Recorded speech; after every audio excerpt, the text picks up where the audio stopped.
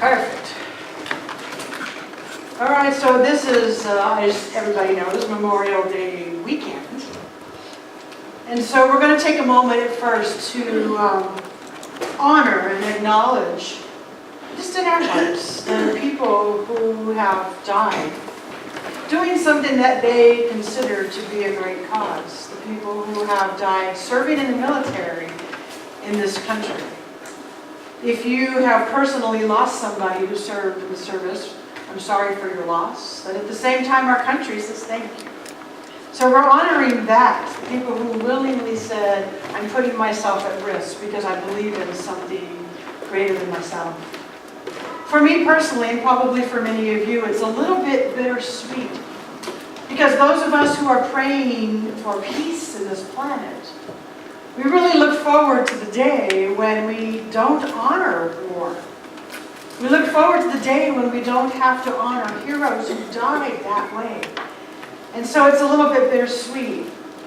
While we keep praying for peace on this planet, while we keep praying for no more war, in the meantime, we honor those who serve, and we honor those who have passed in that serving.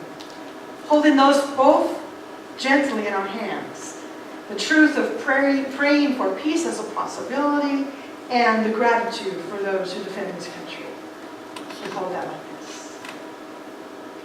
And then from there, I want to expand the circle a little bit wider. And I want to include all of our loved ones who have passed. I want to just broaden that. So for just a moment, I know it feels a little bit sad, but I'm not going to leave you here. If you will just, for a moment of silence, acknowledge both the people who have died in service to this country and the people who are your loved ones who have gone before you. And just for a moment, say their names, feel their presence in your heart.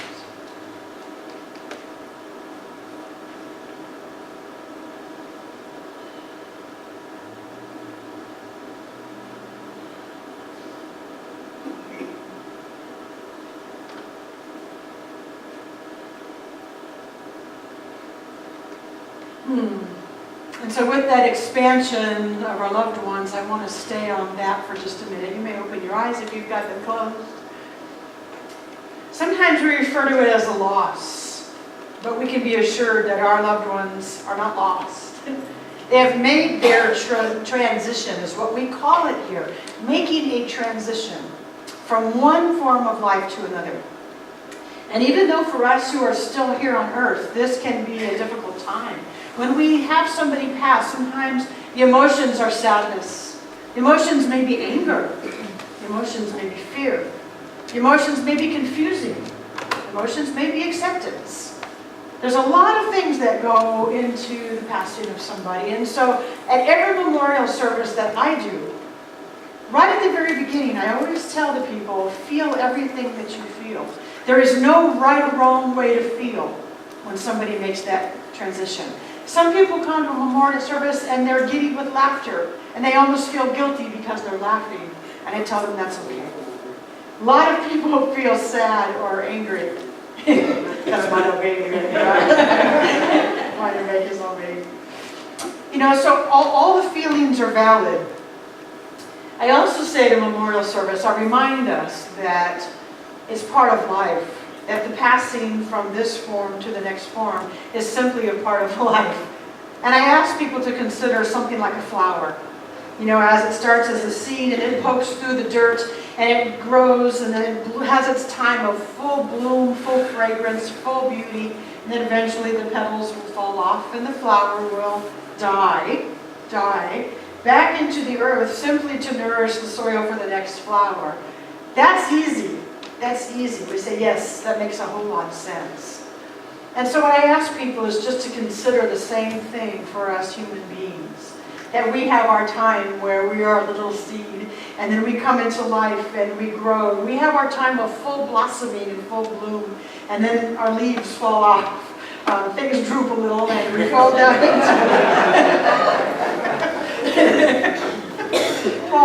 into the earth and become part of the soil for the next incarnation of life. And so it's the easiness of the flower, for me, helps ease a little bit of the sting, or maybe at least helps me to understand the continuity of life. And the other thing I do at a memorial service towards the end is I always say to people, take this loved one that we are honoring and put them in your heart pocket. And so I ask people to imagine that right here you actually have a pocket sewn in, and you can just tuck them in right here. So doing that for me, when I end my memorial services like that, it reminds me that they're not far away. The people that we're missing are right here. So if you have somebody that you want to tuck into that heart pocket, do that. You can't help but miss the people. It's not true to say that someday you're going to get over that. The day-to-day living might get easier, but we miss the people who have passed, and that is a very natural part. And yet for me, when I know that I've got them right here, I can just touch my heart pocket and I can call them to mind. And it mixed with the sadness can be the greatest joys of the life that I experienced with those people, with those animals, with our fur babies, that they're right there. And that does help while we miss them to also remember the joys. So we've expanded the circle from the idea of the military folks to our loved ones. And I want to expand it now a little further to the bigger idea of what I lit the candle for, eternal life, immortality, and how this philosophy views that.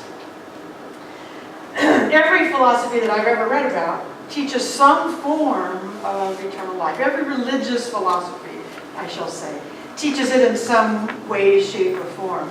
That immortality is something to look forward to. But in this particular philosophy, I'd like us to not call it life after death. It's just life. If you need to call it something after, how about this? Life after flesh. It has a similar sound. Life after flesh. For me, I just call it life. Saying life after death is sort of a mixed idea. Because the idea of death is not even really true. So it's life after flesh. That's the first thing to kind of think of it differently. Life after flesh. This philosophy says eternal life is. And it's true for every person, every animal, every flower. This philosophy dares to say that eternal life does not have to be earned. It just is true for everybody. This philosophy says that we do not have to fear punishment, damnation, or hell. Big, tall ideas, especially if you come from a religious background that says you must be afraid of God. You must be afraid that you're going to be eternally punished in hell. This philosophy does not believe that, does not teach that. We believe that God is a God of love. So that right there, if you have any of that hanging out, it's time to flush it down the toilet.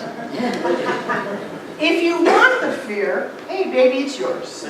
You can have it if you want it. If you want to worry about heaven or hell, it's your life. But this philosophy does not teach the idea that you need to be afraid of God, or afraid of punishment, or afraid of eternal damnation.